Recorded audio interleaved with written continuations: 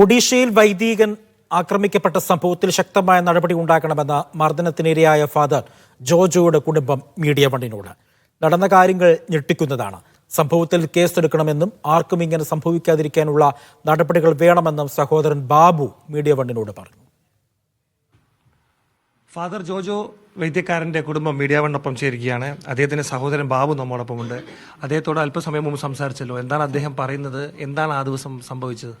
അന്ന് അവിടെ 2 പേര് മരിച്ചതിൻ്റെ ഇതുണ്ടല്ലോ, അതിന് കുർബാനയ്ക്ക് പോയിരിക്കുകയായിരുന്നു.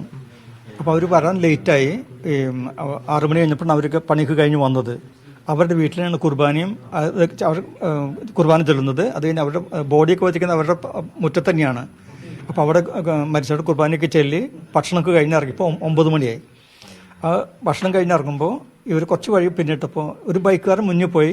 മതാധ്യാപകനാണ്. അതുവരെ 2 അച്ഛന്മാർ 2 കന്യാസ്ത്രീ കാറിലുണ്ടായിരുന്നു. ഇങ്ങനെ പോയിക്കൊണ്ടിരിക്കുമ്പോൾ കുറച്ച് ആൾക്കാരും റോട്ടിൽ ഇങ്ങനെ പതിയിരുന്ന് കുറേ കെടുക്കുമായിരുന്നു അവർ.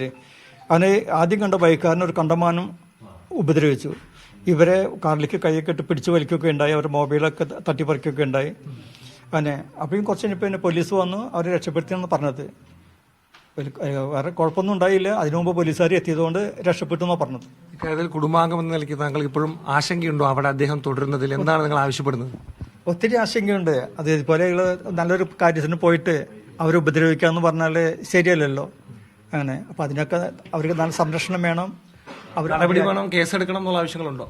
കേസെടുത്തില്ല, ഇനിയൊരു ഉപദ്രവം ഉണ്ടാവരുത്, അത്രയേ ഉള്ളൂ. അങ്ങനെ അതായത് എന്തായാലും ഇങ്ങനത്തെ ഇതൊക്കെ കാണിക്കുന്ന തെറ്റുകൾക്കൊക്കെ ചോദ്യം ചെയ്യാനേ വേണ്ടേ. അപ്പോൾ അതിന് അധികാരികൾ ചോദ്യം ചെയ്യണം. അത് അത്രയാണ്.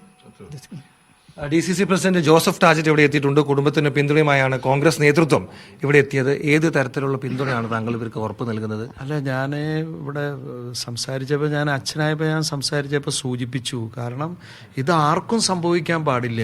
ഇത് ഈ രാജ്യത്ത് ഭരണഘടനാപരമായ കുറേ അവകാശങ്ങൾ നമുക്ക് തന്നിട്ട് അത് ഭരണകർത്താക്കൾ തന്നെ ലംഘിക്കാൻ കൂട്ടുനിൽക്കാന്ന് പറഞ്ഞാലേ, ഇപ്പം നമ്മളെ സംബന്ധിച്ച് ദുർഗിലുണ്ടായ സംഭവം അവിടെ അന്ന് പോലീസ് ശരിയായ രീതിയിൽ ആക്ട് ചെയ്തിരുന്നെങ്കിൽ ഇന്നിപ്പോൾ ഈ സംഭവം നടക്കില്ലായിരുന്നു. പക്ഷേ ഇതിപ്പോൾ അവിടെ അതിലെ ഒരു ഈസി ആയിട്ടുള്ള മട്ടിൽ പോലീസ് കൈകാര്യം ചെയ്തപ്പോഴാണ്, പിന്നെ സർക്കാർ അവരുടെ കൂടെയാണെന്ന് കണ്ടപ്പോഴാണ് ഇപ്പോൾ ഈ സംഭവം ഉണ്ടായത്. ഇതൊന്ന് ആലോചിച്ച് നോക്കി. അതിൻ്റെ ഒരു ഭീകരാവസ്ഥ, 10-70 പേര് അവർ പതിയിരിക്കുക. അപ്പോൾ ഇത് ഒരു പെട്ടെന്നുള്ള ഒരു പ്രകോപനത്തിലൊന്നല്ല, ഇത് ഒരു പ്ലാൻഡ് പരിപാടിയാണ്. അപ്പോൾ നോർത്തിൽ ഇന്ന് അത് സംഭവിക്കുന്നു, ത്രൂ ഔട്ട് സംഭവിക്കുന്നു എന്നുള്ളതാണ്. ന്യൂനപക്ഷങ്ങൾ എന്നുള്ളത് മാത്രമല്ല, ഇനി ആർക്കും ഇത് സംഭവിക്കാം ഇന്ത്യയിൽ എന്നുള്ള രീതിയിലേക്ക് വരില്ലേ. അപ്പോൾ അത് തീർച്ചയായിട്ടും അത് ഈ രാജ്യത്ത് നടക്കാൻ പാടില്ലാത്തതാണ്. അപ്പോൾ അതിന് ഒരു രാഷ്ട്രീയ പാർട്ടി എന്ന നിലയിൽ വരിക, ആ കുടുംബത്തോടൊപ്പം ചേരുക, അച്ഛനും കുടുംബത്തിനുള്ള ആശങ്കകളിൽ പങ്കുചേരുക, തീർച്ചയായിട്ടും കേസെടുക്കാൻ വേണ്ടി അതിനുവേണ്ടി പ്രയത്നിക്കുക, അതിനുവേണ്ടി പരിശ്രമിക്കുക എന്നുള്ളത് തന്നെയാണ്. കേസെടുക്കേണ്ടതാണ്. കാരണം അല്ലെങ്കിൽ ഇനിയും ഇത് ആവർത്തിക്കുന്നുള്ള കാര്യത്തിൽ ഒരു സംശയവുമില്ല. അതാണ് ഈ കാര്യത്തെക്കുറിച്ച് പറയാനുള്ളത്. ഏതായാലും കുടുംബത്തിന് പൂർണ്ണമായ പിന്തുണ കോൺഗ്രസ് വാഗ്ദാനം ചെയ്യുന്നുണ്ട്. ഇക്കാര്യത്തിൽ ശക്തമായ നടപടി ഉണ്ടാവണമെന്നും ഇവർ ആവശ്യപ്പെടുന്നുണ്ട്. അനീഷ് കാഞ്ഞങ്ങാടിനൊപ്പം നടരാജ് പരശുറാം, മീഡിയ വൺ.